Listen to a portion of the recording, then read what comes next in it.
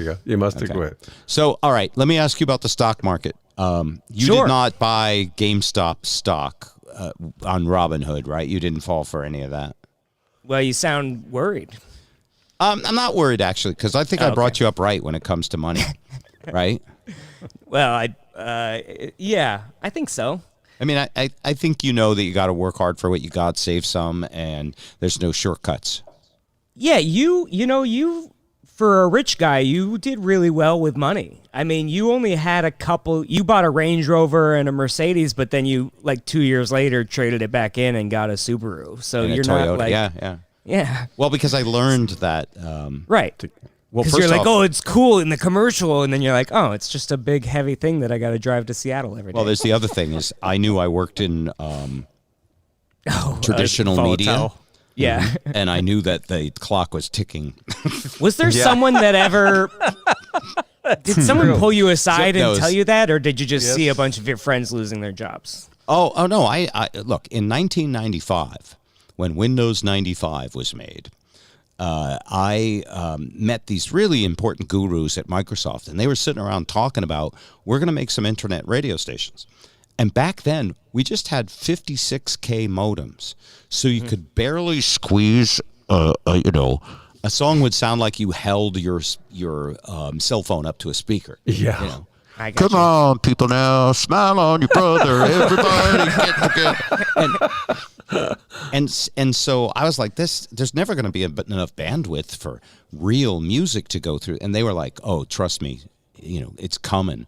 And so by 2000, I was asking my managers, what are you guys going to do when the internet takes over? And their eyes would glaze over. Yeah. Didn't see it coming. And so I knew, I mean, I had and by the way, there's still people I love on the radio like BJ who are winning awards and still making a good paycheck, but there's hardly any of them left. Yeah. And I do remember a specific story, and it may be too personal, but you, in your contract negotiation, you said... when one of your last contracts, you were like, you have to syndicate me, otherwise I don't have a future. And they were like, sure. And then they just pulled you anyway, or something like that. Right? So I think I'm not allowed to speak about it, but please continue telling the story. I mean, you can cut it out if you want. I was just... No, I don't cut anything out. No. Okay. No, you're right. It was a thing that happened where I could sense that if we didn't build a larger market, true, that pretty soon, and this was about the year 2000. Pretty soon you're going to have a podcast with just 100 listeners. No, we have thousands, lofty Andrew. goal. I get it. I don't want to say anything. You got more views on Facebook and Twitter, but we got more listeners. I'm about to say something I'm going to regret. And money. I spent my whole life wanting to be a positive role model. Screw you, kid. Anyway, it's great. It's actually going okay with the podcast. We have some really wonderful Patreon fans. We do. Who keep the lights on, and we get to pay for the web hosting, and I will have enough. You get to pay your guests soon, right? No. Okay. I will have enough for another Twisted Tune. We do have internships available. Yeah, we do. Yeah, we do. Not anymore. Anyway, but did you buy? So you didn't buy GameStop?